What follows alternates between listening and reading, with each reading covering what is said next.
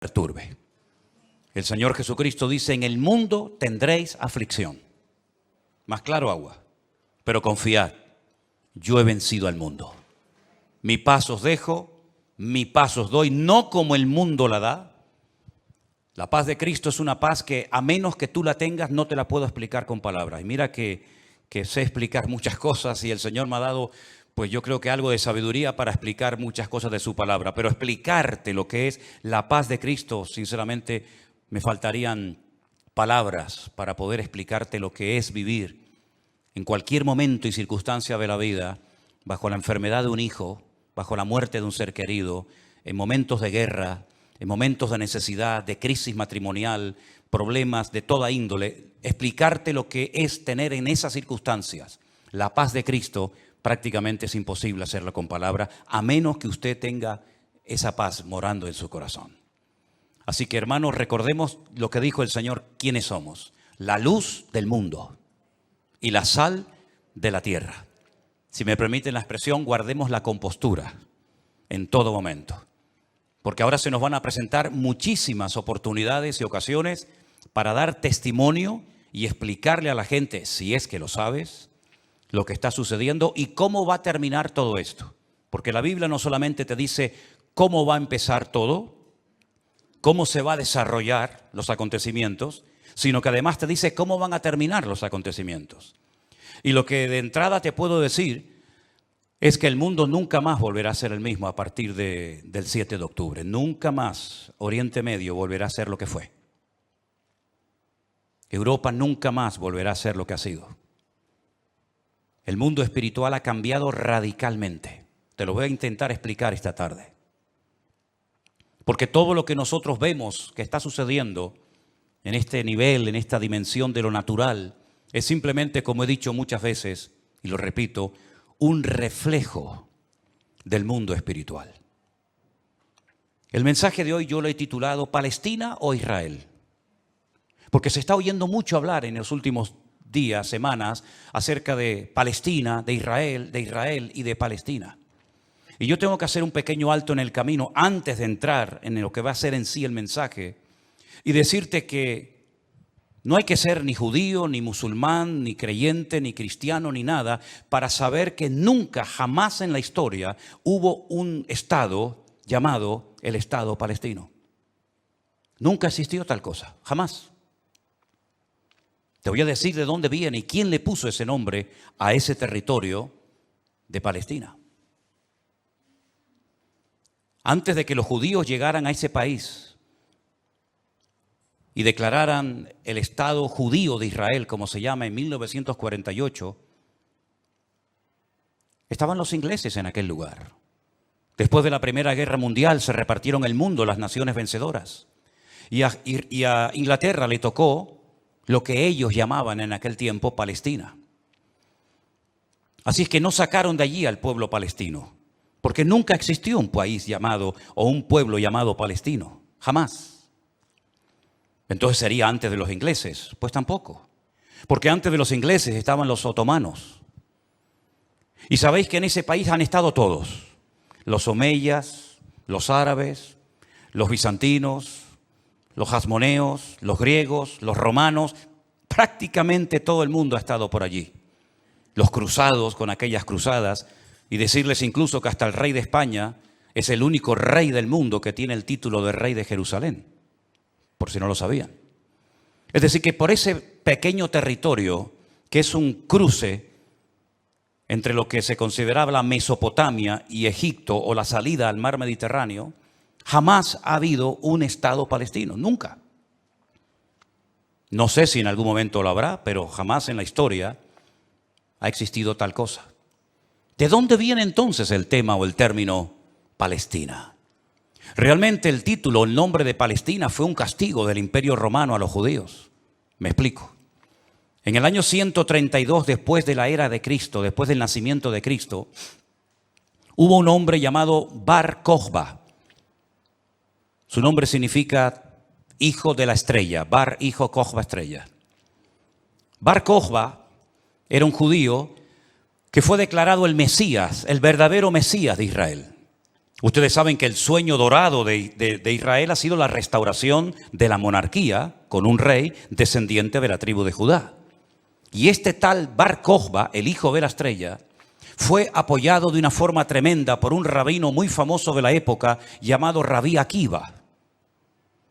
Rabí Akiva, haciendo una pésima interpretación de un texto del Antiguo Testamento donde dice que el hijo de la estrella, hablando del verdadero Mesías, reinaría, apoyó de una forma tremenda a Bar Kokhba y emprendió una rebelión en contra del Imperio Romano. Y durante un par de años logró crear, entre comillas, un pequeño, país independiente que era la región o la provincia del sur de Judea. Los romanos no le iban a permitir ni a Bar Kokhba ni a nadie que pisotearan a Roma, que humillaran a Roma. Y entonces emprendió una matanza, una guerra terrible contra este líder religioso político y lo desmenuzaron. En aquellas guerras se cuenta que murieron más de 580.000 judíos. Una barbaridad.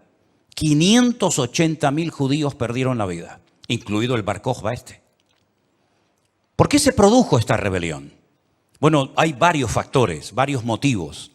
El primero es porque el Imperio Romano había prohibido practicar la Brit Milá, el pacto, la circuncisión.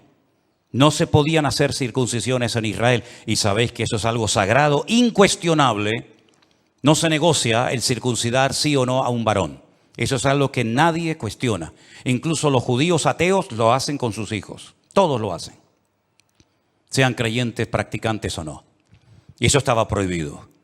Estaba prohibido la celebración del Shabbat, el día de reposo para el pueblo de Israel en aquel tiempo.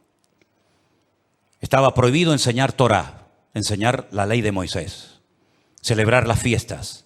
Y para colmo, como ya Jerusalén había sido destruida, totalmente destruida en el año 70 por el hijo del emperador Vespasiano, Tito, la destruyó y cumplió la profecía que Cristo había dicho en Mateo capítulo 24. ¿Veis todo esto? No quedará piedra sobre piedra que no sea destruida. En el año 70 se cumplió literalmente esa palabra profética que Cristo le había dicho a sus discípulos y que la encontramos en Mateo 24. Y la ciudad de Jerusalén fue destruida completamente, incluido lógicamente el templo. Los tesoros del templo, que eran incalculables, se llevaron a Roma. Y su padre, Vespasiano, construyó un templo, pero a la muerte, el famoso Coliseo Romano, que todavía lo pueden visitar los que quieran.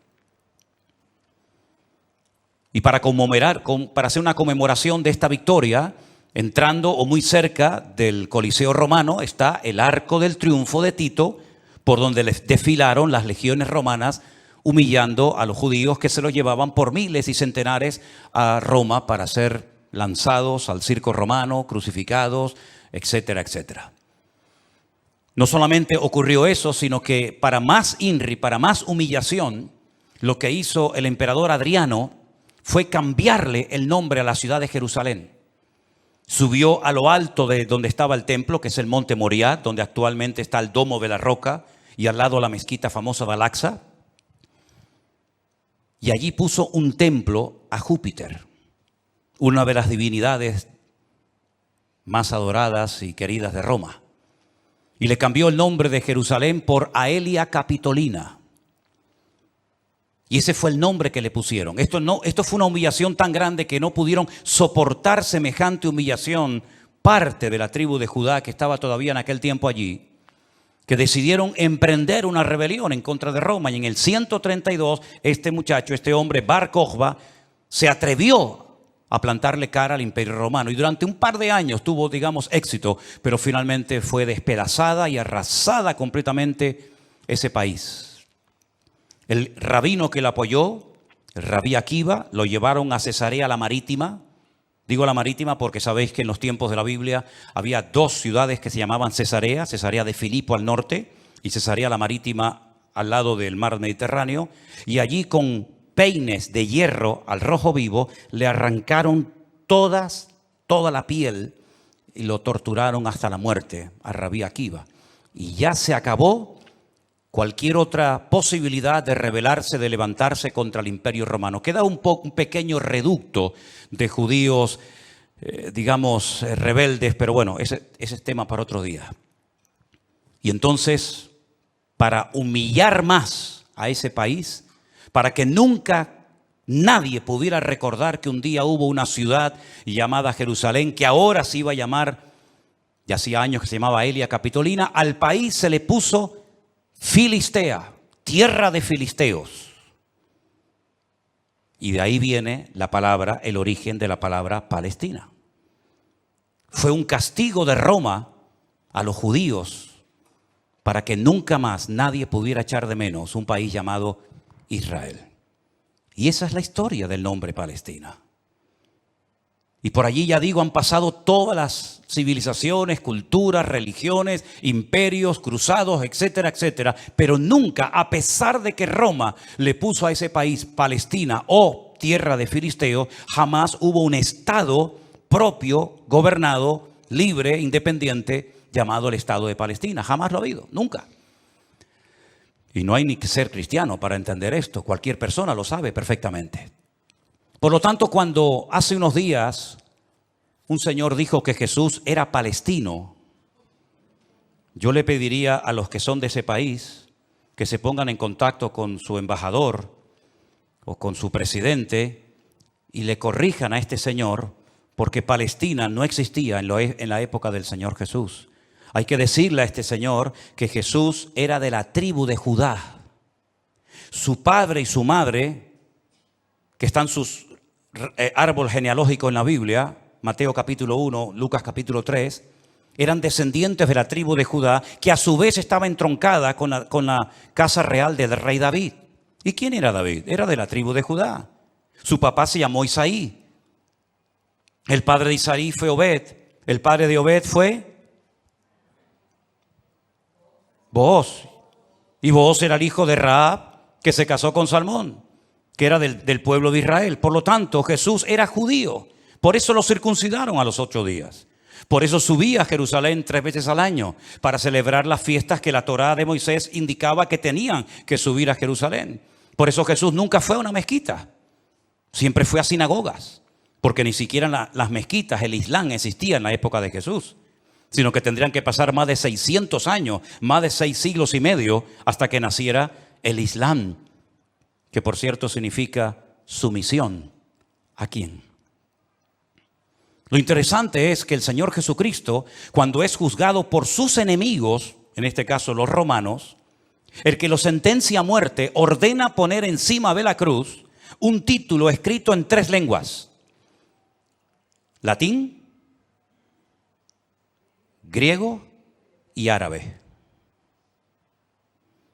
Si ustedes me dejan que siga, tienen un problema, porque he dicho un disparate y ustedes no han dicho nada. Y ustedes no tienen que permitir que yo ni nadie diga disparates en este púlpito. Eso es. Entonces corríjame cuando digo algo mal, no tengan miedo. El Poncio Pilato dijo de encima de su cruz tienen que poner un cartel en latín, el idioma de los romanos, en griego, la lengua internacional de la época, y en hebreo, que es el idioma que habla este pueblo, que diga Jesús Nazareno, rey de los judíos. No dijo rey de los palestinos, no dijo rey de los árabes, dijo rey de los judíos, que eran los que vivían allí. Porque dice Juan capítulo 1 que a los suyos vino y los suyos no le recibieron. Y los suyos eran judíos que estaban viviendo en aquel momento bajo la opresión, bajo el yugo del imperio más terrible que jamás ha existido y el más longevo, que fue el imperio de Roma. Así que de ahí viene todo esto del nombre Palestina y filisteos y todo esto, queridos hermanos. Pero nunca, repito, ha existido un Estado palestino. Cuando en 1948 las Naciones Unidas decidieron partir el país en 2, Israel dijo, estamos de acuerdo. Si los árabes que en ese momento habitaban en ese país, que la mayoría eran de origen jordano, el país que estaba al lado, porque no sé si saben que, por ejemplo, la explanada de las mezquitas arriba, en el monte Moriat, en el monte de Moriat, eso está bajo protectorado de Jordania. Y cuando tú ves a los ancianos caminando por las calles de la ciudad vieja de Jerusalén, la mayoría de ellos llevan un pañuelo de cuadraditos blancos y rojos, que es el pañuelo de Jordania. Porque Palestina no representa a nadie, sino ellos eran de origen jordano, ¿verdad? Y es interesante notar que Israel en ese año decidió quedarse con los territorios que las Naciones Unidas decidieron darle. Y los árabes dijeron rotundamente no. Que yo digo, si hubieran sido listos en ese momento, hubieran dicho, vale, nos quedamos con la mitad y ya con la mitad, ya que es mía, después podemos hacer otro tipo de presiones. Pero por lo menos ya tengo la mitad. Y es que si dices que no, al final no vas a tener ni lo que tenías. Durante todos estos años, desde 1948 hasta hoy, ese país siempre ha estado en guerra o preparándose para una guerra, como dicen allí. Y la cruda realidad es que ese pequeño pueblo ha ganado todas las guerras. No ha perdido ni una. Ha desbaratado naciones tremendamente poderosas con un poderío militar espectacular. Y cada vez que gana, lógicamente, extiende el terreno. No podían entrar los judíos a la ciudad vieja de Jerusalén. ¿Saben la tortura que es para un judío estar viviendo en Jerusalén y no dejarte entrar a la ciudad de Jerusalén y poder acercarte y tocar el Kotel Hamarabí, el muro de los lamentos para orar a Dios? No podían hacerlo. Desde 1948, que entraron allí, hasta 1967, en la guerra famosa de los 6 días, los judíos veían de lejos. Por eso cuando ustedes van a Jerusalén se van a dar cuenta que las casas que están más en alto son las que le permitían al judío poder ver el monte del templo, porque no podían acercarse a tocarlo, ni a mirarlo. Y no solamente desde 1948, desde hace muchos siglos tampoco podían estar allí. Y al final recuperaron la ciudad de Jerusalén. Pero todas y cada una de estas guerras siempre ha cambiado la atmósfera, el mundo espiritual, siempre. Porque algo que tenemos que tener presente es que el mundo natural refleja lo que está pasando en el mundo espiritual, ni más ni menos. Y me gustaría con algunos textos de la Biblia demostrarles que el mundo espiritual es tan real como este mundo en el cual nos movemos tú y yo como pez en el agua. En el libro de Daniel, en el Antiguo Testamento, este hombre está cautivo en Babilonia. Las tribus del sur, Judá y Benjamín, han sido derrotadas, han sido humilladas por las tropas de un tal rey Nabucodonosor. Son llevadas cautivas por 70 años a Babilonia. Algunos se preguntarán, ¿y por qué fueron llevados cautivos a Babilonia justamente 70 años? Bueno, primeramente por su desobediencia, por su rebeldía, por no haber querido arrepentirse. Muchas veces el Señor le mostró a Ezequiel en visión los pecados terribles que ellos hacían en la intimidad, que nadie los sabía, pero que Dios los conocía perfectamente. Y dice que se lo llevaba en visión y le decía, métete por el agujero de esa pared y mira lo que están haciendo ahí adentro, a ver si no son dignos de mi ira y de mi juicio, ¿verdad?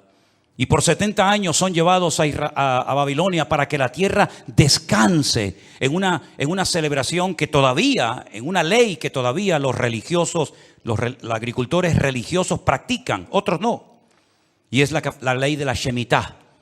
La Shemitah es una ley que obliga al agricultor, al que se dedica a los labores del campo, a dejar reposar la tierra un año entero. No se puede trabajar la tierra. Nosotros estuvimos este año, creo que fue este año, el año pasado, y veíamos muchos campos muy bonitos, muy bien arados, muy bien trabajados, y otros campos totalmente como abandonados, llenos de malas hierbas, y nos decían, estos son los campos de los agricultores religiosos que no van a trabajar durante este año.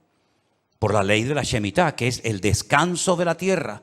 Dios preparó un día a la semana para el descanso del hombre, para que usted no sea una máquina de trabajar y trabajar y trabajar, sino que también reconozca que hay un Dios que creó el universo, la tierra, y nos da la familia y los hijos para disfrutar, y no que usted se ponga con 70, 80 o más años de la vida y lo único que ha hecho en toda su vida es pagar deuda, comprar cosas y trabajar ¿verdad? Como un esclavo, y al final se le fue la vida trabajando, cuando el Señor dice, detente, cesa toda actividad y descansa como mínimo tú, tus empleados, tus bestias, tus animales durante un día a la semana.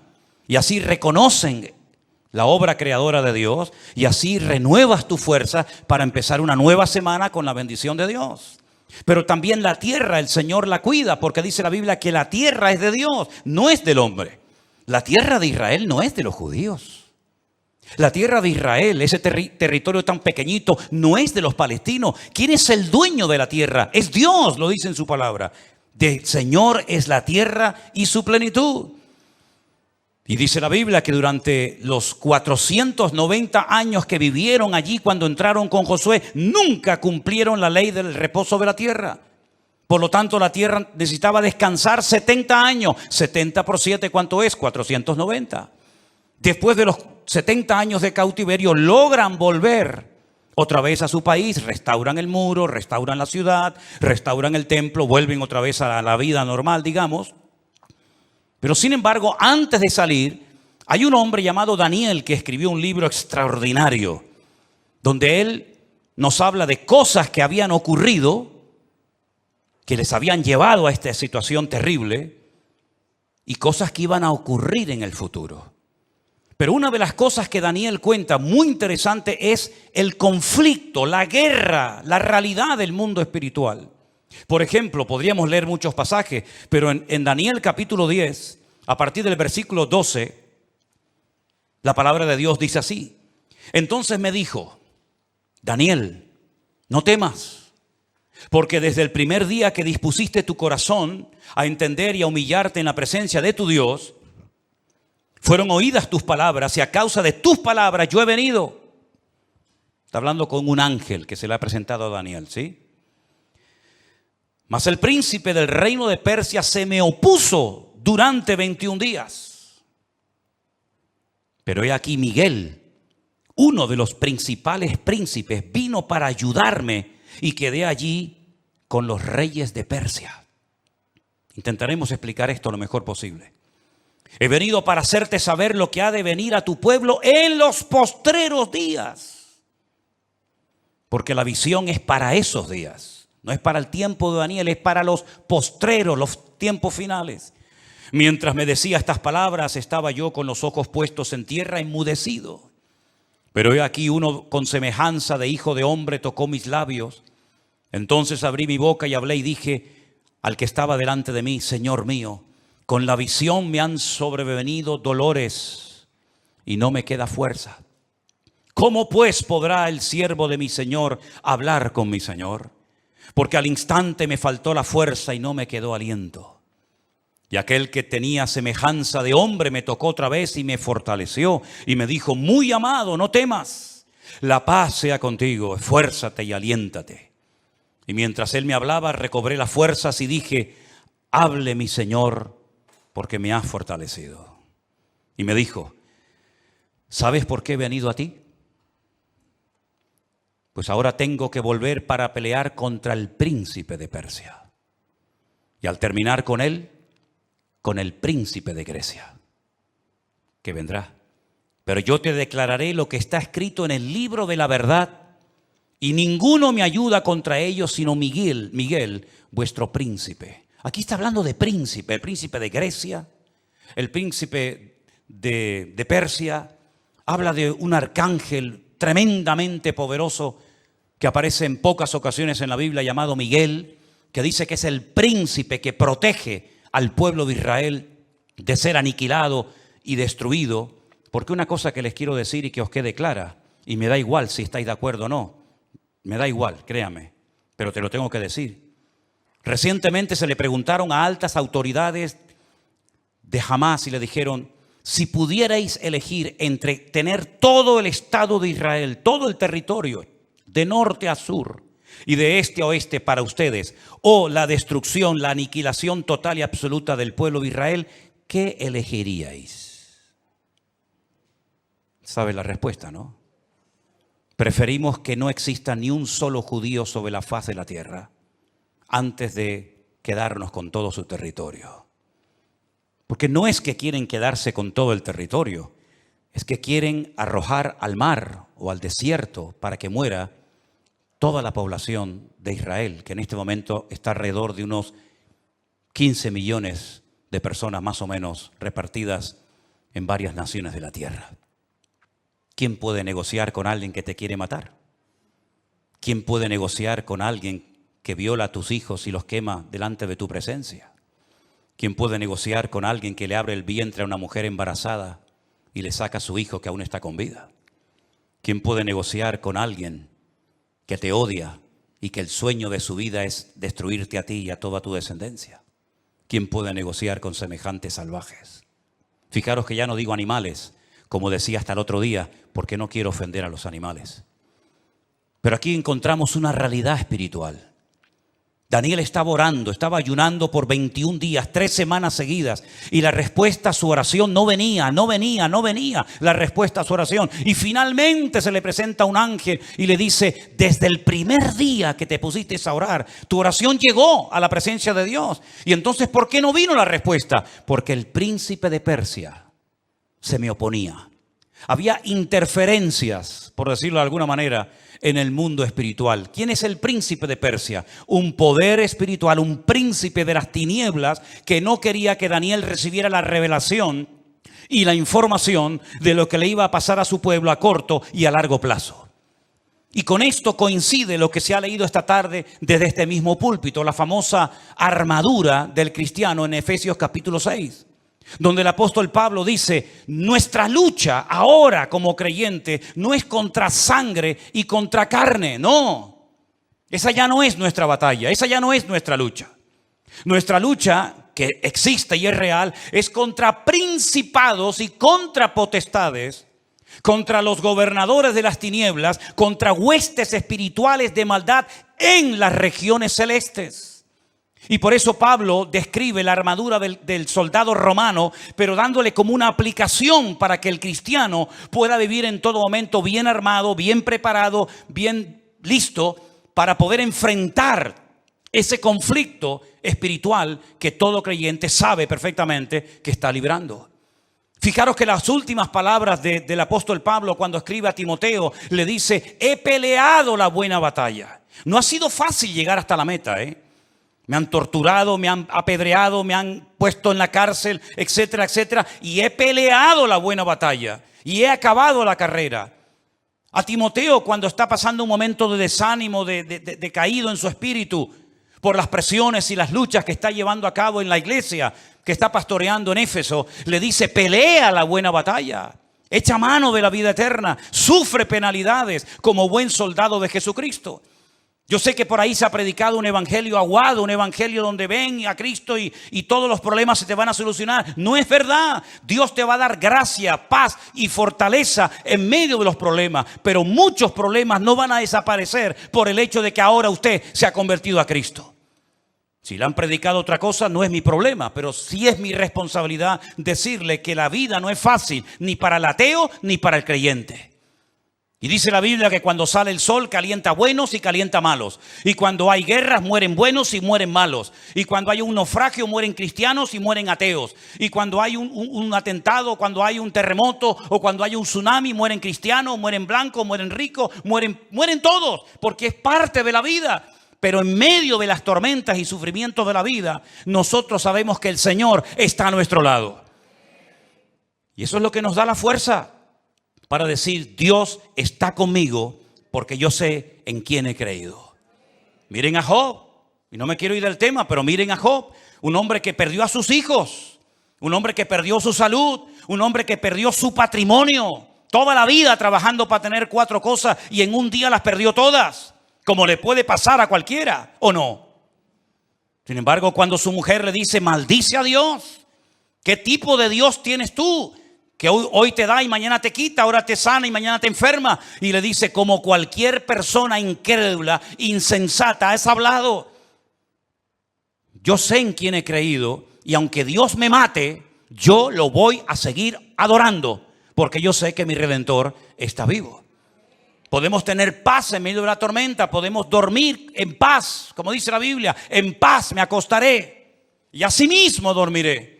Porque solo tú, Señor, me haces vivir confiado. Y aunque un ejército acampe contra mí, no temerá mi corazón. Porque el Señor es mi luz y mi salvación. Son promesas que las hemos interiorizado en nuestra vida. Y no es como un mantra que lo tengo que repetir para autoconvencerme de que Dios está conmigo. Es que no me tengo que autoconvencer de nada. Él mismo me da testimonio a mi espíritu de que no estoy solo en medio de las luchas de la vida.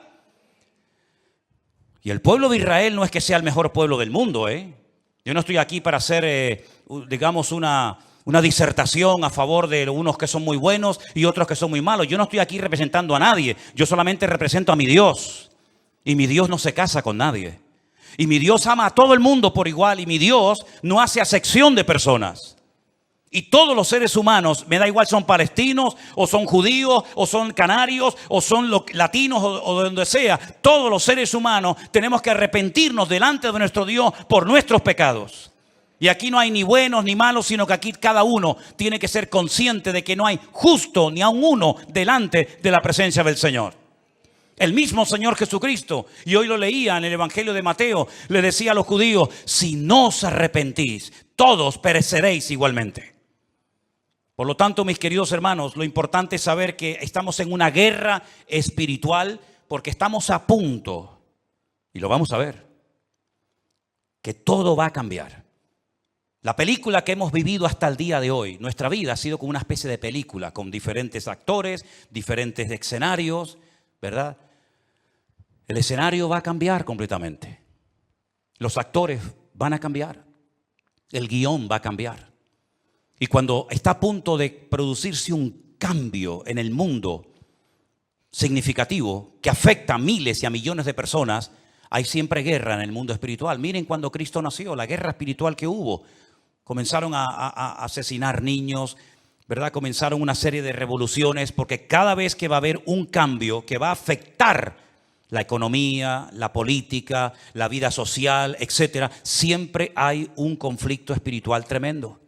Daniel estaba orando porque quedaba pocos años, poco tiempo, probablemente estaba por el año 68, máximo al 69 de la liberación, ¿verdad?, del pueblo. Y Daniel estaba no preocupado, pero sí indagando, leyendo las escrituras, orando y ayunando, porque sabía que se avecinaba, se oteaba en el horizonte un cambio tremendamente significativo. Miles de personas por fin iban a poder volver otra vez a su país. Iba a haber una masa de gente que iba a ir de un lugar a otro. Y esos cambios, hermano, no se producen por casualidad. Esto que estamos viendo, que ayer llegaron 1000 al Hierro, el otro día 600 a Lanzarote, el otro día no sé cuántos al Hierro, todo eso no es producto de la casualidad. Satanás está cambiando la escena mundial. Y lo vamos a notar en pocos días, en pocas semanas. Esto va a ser completamente diferente. Y los que tengamos la oportunidad y el privilegio de volver a Israel, porque vamos a volver a Israel, no nos vamos a encontrar al Israel que hemos conocido por más de 20 años. Nos vamos a encontrar a la gente de una forma diferente, una actitud diferente, una atmósfera completamente diferente, porque estamos en una guerra espiritual tremenda. Cuando se lee la famosa armadura del cristiano, se enfatiza mucho que la espada es la palabra de Dios, el yelmo o el casco del soldado representa la salvación, el escudo representa la fe. Pero si ustedes prestan atención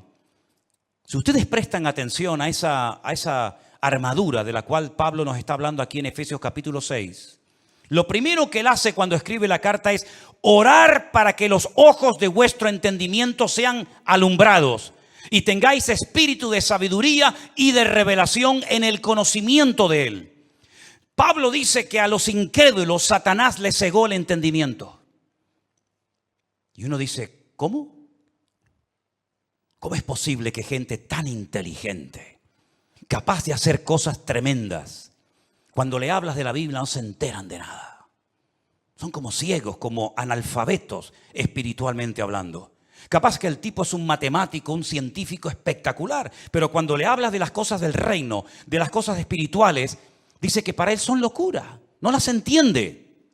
Yo incluso he hablado con muchísimos rabinos judíos que se saben libros de memoria de la Biblia y les he hablado, por ejemplo, de Daniel y me dicen literalmente, no entiendo lo que estoy leyendo, no lo entiendo. Uno se queda sorprendido porque se cumple lo que dijo Isaías. Dale esto al que sabe leer y te dirá, no lo entiendo. Y Pablo dice que esta armadura representa la verdad, la justicia, la paz, la fe, la salvación y la palabra de Dios. Fíjate qué palabras tan interesantes. Dice que ceñid vuestros lomos con la verdad, con la coraza de justicia, calzados los pies con el apresto del evangelio de la paz, coger el escudo de la fe Tomad el yelmo de la salvación y la espada del Espíritu, que es la palabra de Dios. Estas 6 cosas, estos 6 elementos están en el punto de mira de Satanás para arrancarlos de nuestra sociedad de un plumazo. Quiere cambiar la verdad en mentira y convertir la mentira en verdad. Si no, sal por la calle hoy en día y pregunta cosas que tienen que ver ya no con la fe, sino con el sentido común. Y te vas a dar cuenta que hay gente que cree en mentiras, creyendo 100% que son grandes verdades. Y las grandes verdades las cuestionan y las echan a un lado porque dicen, eso no es verdad, eso es mentira.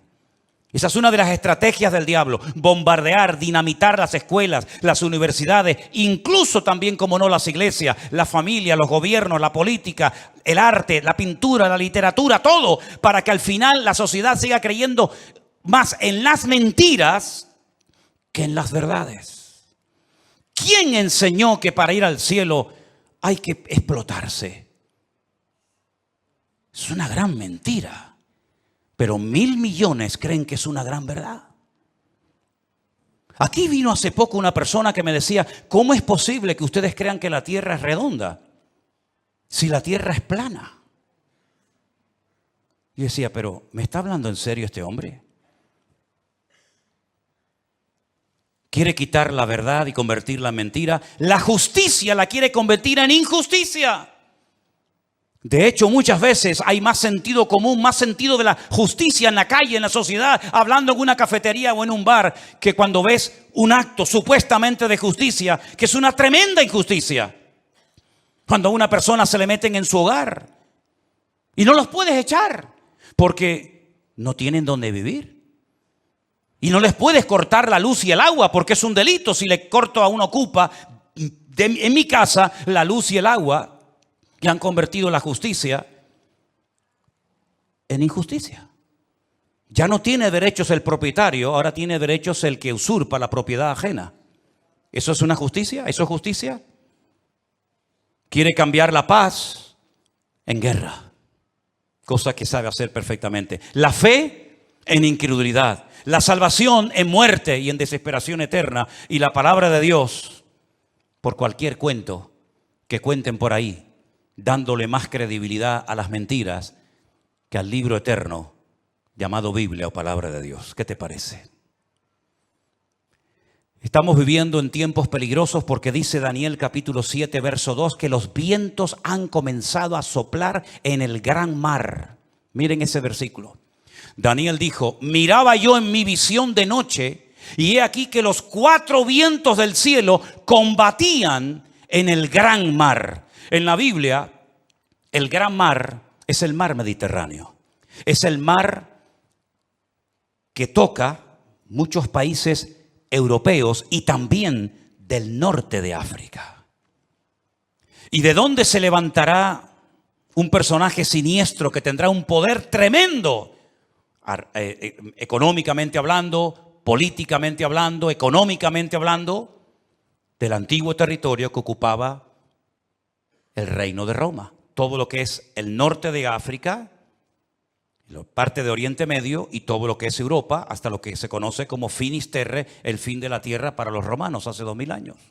Y dice que en ese gran mar, él vio como 4 vientos, que son demonios, comenzaban a soplar de tal manera que comenzaron a levantarse animales. El resto del capítulo no lo voy a leer, pero dice que comenzaron a levantarse animales. Se levantó un leopardo con alas, se levantó un oso con unas costillas en la boca, se levantó un león con alas, se levantó una bestia indescriptible de esa zona donde soplaban los 4 vientos. Y comenzaron a levantarse esos animales que representaban imperios, poderes políticos que iban a afectar la vida de miles y de millones de personas a lo largo de la historia. ¿Cómo podía saber ese hombre cuando todavía no existían ni los medos persas, ni los griegos, ni los romanos, que se iban a levantar esos imperios siglos antes de antelación? Es que la Biblia se anticipa en el tiempo y en el espacio, demostrando que Dios es un Dios veraz y que siempre sabe lo que va a suceder porque Él controla la historia. ¿Cuántos dicen amén? Y vemos Varios vientos en la Biblia. No tengo tiempo para extenderme en todo esto, pero ¿cuál fue el viento que destruyó la barca de Pablo o el barco de Pablo? ¿Cuál fue el viento ese?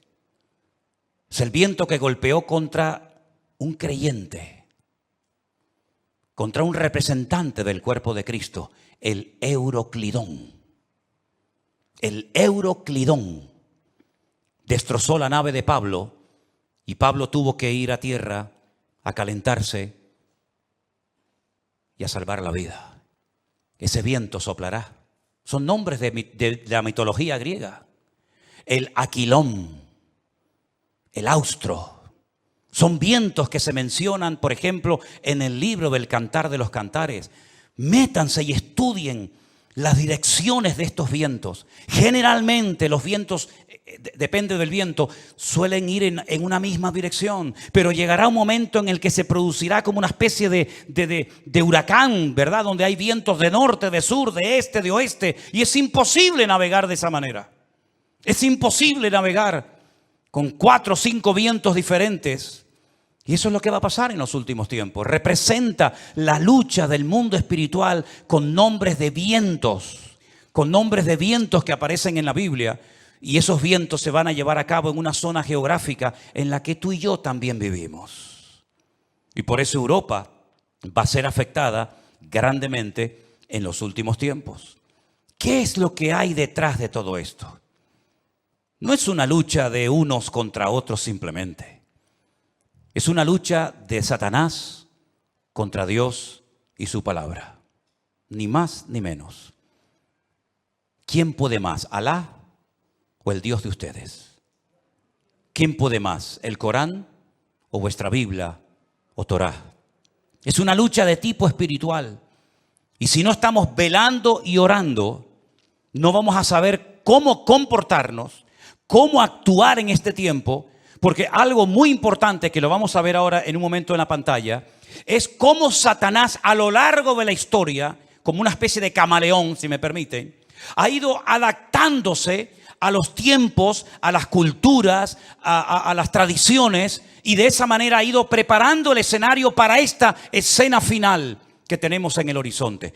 Todavía la guerra fuerte que nos habla Ezequiel 38 y 39 aún no ha empezado. No es esta que estamos viendo ahora. Todavía viene otra peor, para que lo sepan.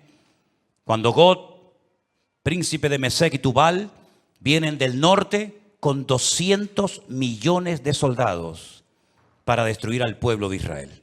Porque de esta Israel volverá a salir con muchas pérdidas humanas, con mucha sangre derramada, pero aún viene la peor, que la Biblia dice en qué momento se va a producir, qué naciones van a intervenir, por dónde van a atacar, cómo va a terminar, cuánto va a durar, etcétera, etcétera.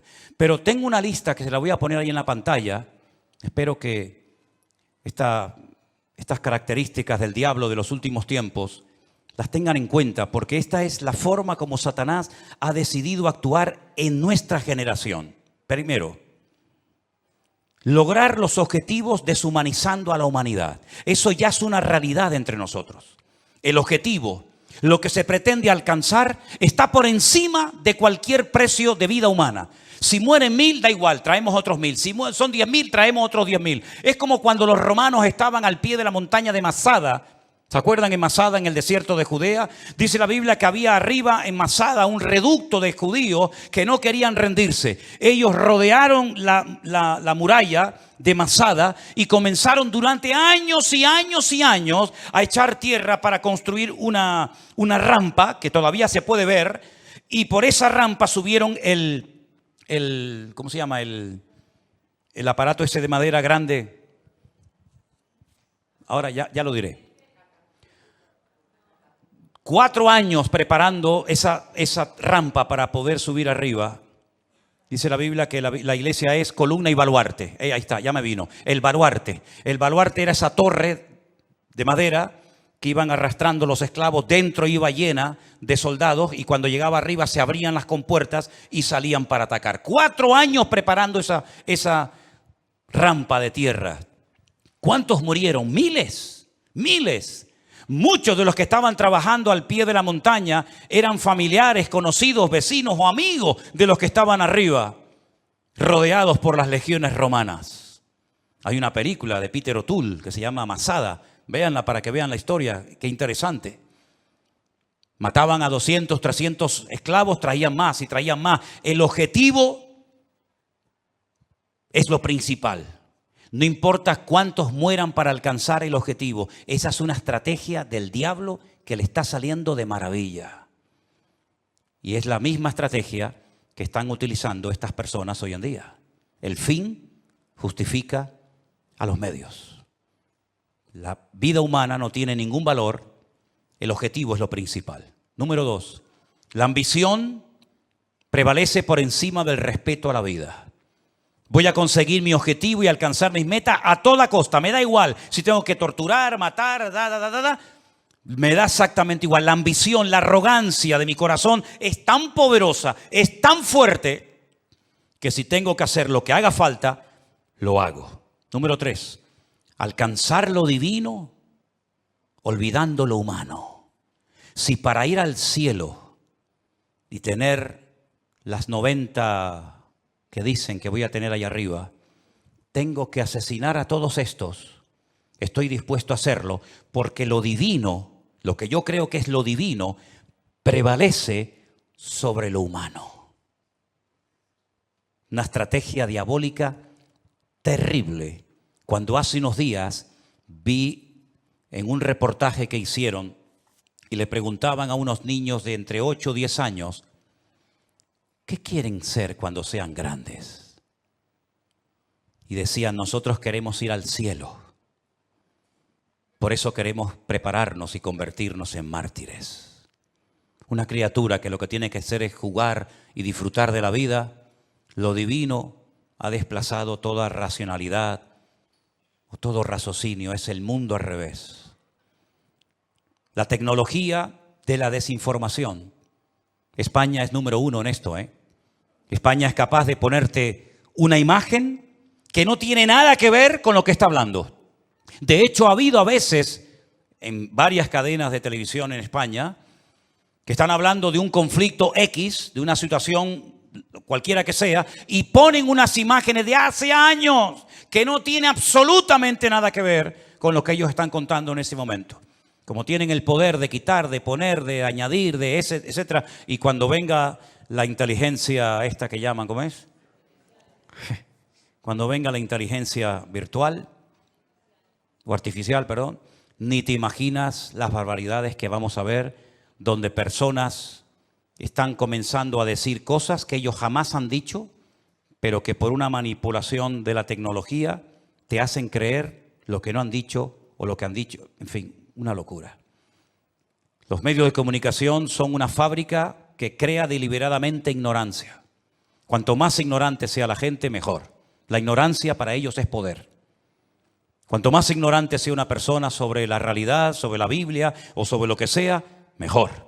Creación deliberada de ignorancia. Sembrar confusión, toda la que se pueda y más, engañando deliberadamente a la gente. Poner en duda la credibilidad de la fuente. Por ejemplo, mi fuente de información es la Biblia. Ah, no, pero eso no sirve, eso está caducado. ¿Cómo? No, la Biblia está llena de contradicciones. Y se quedan tan panchos. Y se quedan tan tranquilos. ¿Cómo que está llena de contradicciones? ¿Dónde están las contradicciones? No, eso está lleno de esta no es la Biblia verdadera. ¿Cómo que no es la Biblia? No, la Biblia verdadera la tienen los curas en el Vaticano, me dijo una vez uno. Es decir, tiran por tierra la fuente, la fuente mía no vale, la que vale es la tuya, la de internet, que te metiste anoche, leíste no sé qué, esa es la verdadera, que ahora nos están fumigando. Esas nubes que aparecen en el cielo son aviones que nos están fumigando para que no llueva. Dios, pues menos mal que nos fumigaron para que no lloviera, Porque ayer hablaba con un pastor de Madrid que me dice, no puedo salir del coche porque tengo el agua hasta el cuello. Increíble, ¿no? O cuando vino el COVID, ¿se acuerdan? Esto es una estrategia de los Illuminati, de los masones, para una drástica reducción de la población humana. Pues qué malos fueron, porque me parece que murieron como 2 o 3 millones en el mundo y somos 7.000 millones. Lo hicieron muy mal, y que todos los que nos vacunamos en 2 años morimos. Pues se equivocaron, porque ya llevo 3, vivo y coleando. Pero en fin, esta fuente no vale, la que vale es siempre la de ellos. Negar los hechos. No, eso no fue así. Eso no fue así. Tengo imágenes del satélite, donde se ven desde los satélites cómo lanzan los distintos cohetes. Y más de 550 cohetes lanzados desde la Franja de Gaza, no uno como el del otro día, 550 cohetes han caído dentro de la Franja de Gaza. No, pero eso es manipulación. Eso es manipulación. Bueno, producir ignorancia manipulándolo todo, pervertir las prioridades.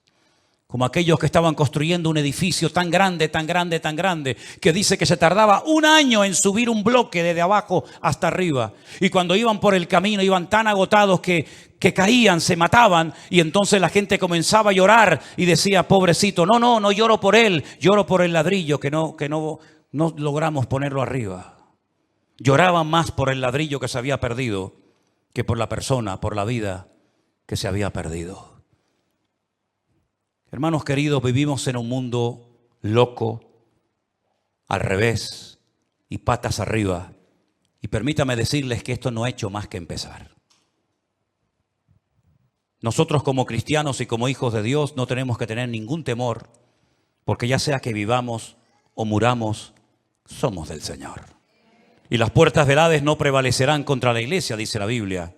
E Israel no porque sea el mejor país del mundo, sino porque Dios tiene un pacto y unas promesas con ese pueblo, y Dios lo hace por honor a su nombre, va a proteger a esa nación. Dios ama a todo el mundo por igual, y todo el mundo necesita arrepentirse y humillarse delante de la presencia del Señor, porque aquí el gran problema es que al Señor Jesucristo lo rechazan por todas partes.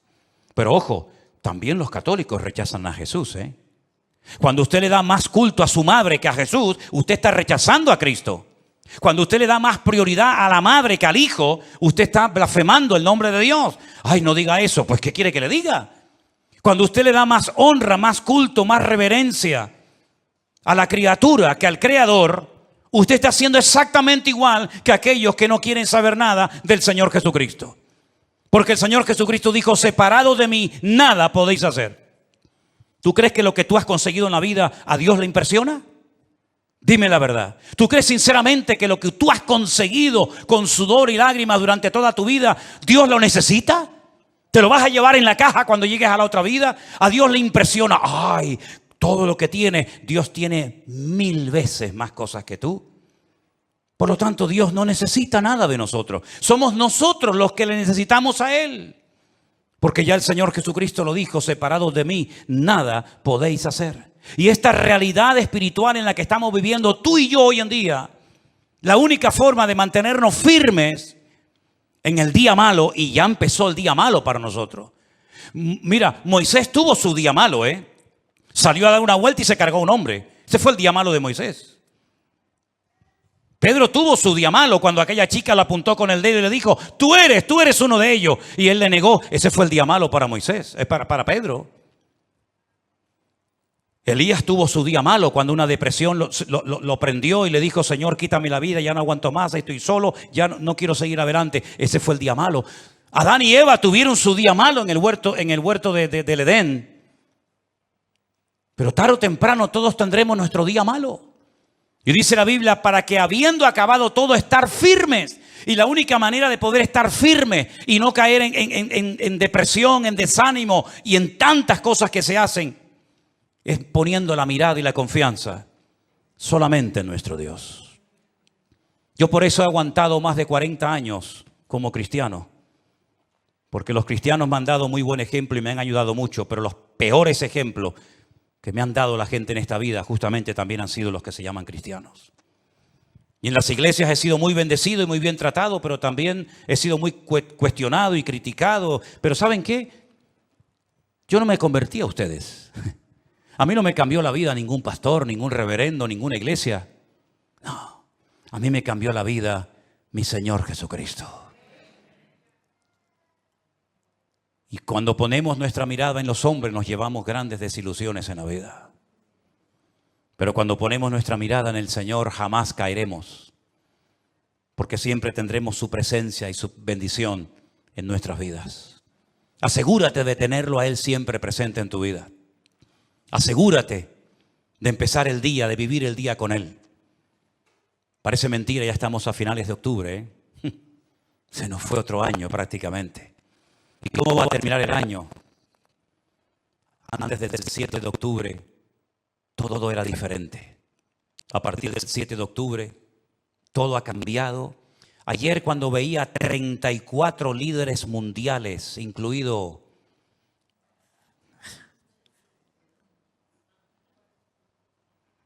¿saben qué les digo, no? Cuando yo veía 34 líderes mundiales y allí estaba don Peter Sánchez, yo decía, en estos 34 que están aquí, mira que los miré de arriba, abajo, de izquierda a derecha, ¿estará ya el anticristo? ¿Estará ya el anticristo? Porque el mundo está clamando por alguien que venga y solucione todo. Da igual si es musulmán, judío, creyente, ateo, de derechas o de izquierda. El mundo está clamando a grito y de hecho este señor que vive en Roma dijo hace algún tiempo: lo que el mundo necesita es un líder, uno solo, con todo el poder para que gobierne. Y tuvo razón, el mundo verá a ese líder y el primero que lo van a apoyar van a ser ellos. Y yo me preguntaba, ya digo, ayer en esa reunión de 34 líderes mundiales, ¿estará aquí en medio de ellos este personaje siniestro? Porque esto se tiene que arreglar de alguna manera. Cada vez que empieza una guerra, sobre todo de Israel, siempre a los pocos días se reúnen o en el Cairo o en cualquier país para decir, sí, ahora no empiecen así, me parece, creo que es aquel, me parece, no. Siempre ahora todo el mundo se lleva las manos a la cabeza. Hay que parar esto como sea. Hay que pararlo antes de que entren los del norte. El único que puede traer paz a la tierra es el príncipe de la paz, que por cierto no fue invitado a esa reunión. Los ciegos guiándolos a ciegos. Cuando todos los que están ahí deberían de haber dicho, hagamos una oración y démosle gloria a Dios, para que Dios nos ayude a solucionar los gravísimos problemas que tenemos y que no sabemos cómo solucionar. ¿Vieron el último discurso del presidente de Salvador, Bukele? ¿Lo vieron? ¿Lo oyeron? Qué interesante. Qué interesante. Empezó su discurso diciendo, quiero dar toda la gloria a Dios. Uno de los países más violentos del mundo, donde todos los días había cantidad de asesinatos, de crímenes, de secuestros tremendos. Se ha convertido en uno de los países más seguros del mundo. Ya no hay delincuencia, ya no hay robo, ya hay una tranquilidad en las calles tremenda. Y una de las cosas que dijo ese presidente en ese discurso fue, le pedimos sabiduría y revelación a Dios. En una semana solucionamos todos los problemas, no murió absolutamente nadie. Y el país más peligroso del mundo, en proporción a otros, se ha convertido como botón de muestra de otras naciones de la tierra. Pero cuidado con quitarle la gloria a Dios. Porque en el momento en el que le quitemos y le robemos la gloria a Dios, puede volver otra vez el enemigo a traer sangre a nuestras ciudades. Qué ejemplo tan grande, ¿no? ¿Cómo me gustaría a mí ver en España?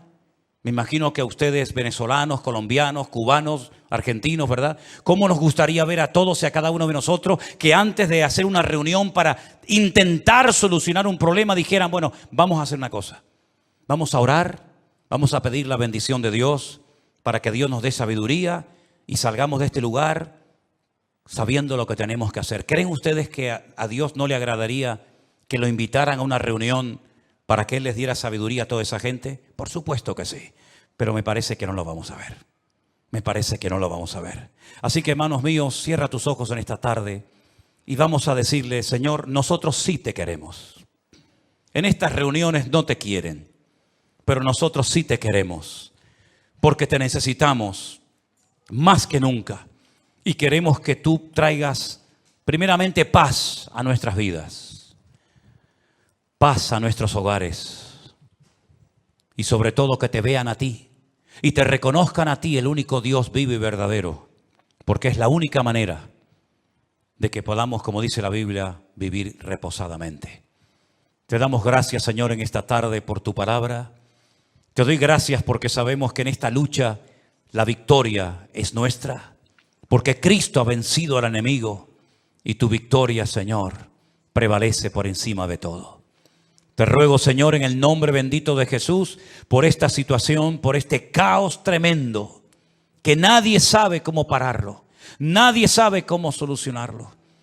Pero yo te ruego, Señor, por tus hijos, por los que te han recibido, por los que han creído en ti, Señor, que esos son tu verdadero pueblo, Señor. Me da igual si son judíos o gentiles, los que te han recibido en sus corazones, te pido que los guardes, los bendigas, los fortalezcas y que nos mantengamos firmes en estos tiempos difíciles y peligrosos en los que nos ha tocado vivir. Guarda a nuestros hijos, Señor. Queremos también hacer una oración especial pidiéndote por todas esas criaturas, esos niños pequeñitos y sus padres que han sido llevados de una forma cruel, terrible. Señor, que vuelvan todos y cada uno de ellos, Señor, cantando y alabando y dándole gloria a Dios. Señor, en el nombre de Jesús, tú no tienes ningún problema en resolver nuestros problemas si te pedimos ayuda.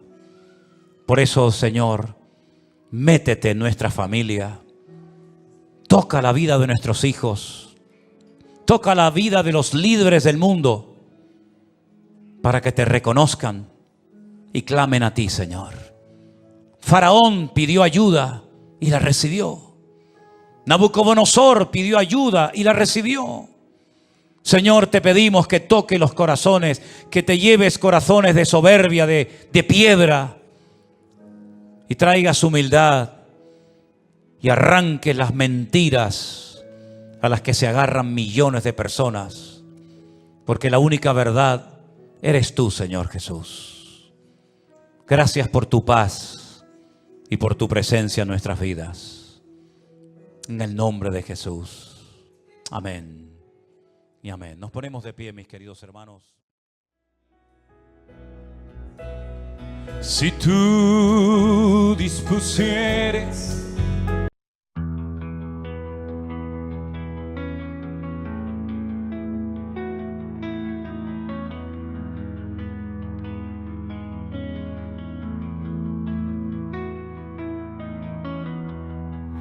You said forever, but forever's come and gone. Left me with just a shadow where our love once shone.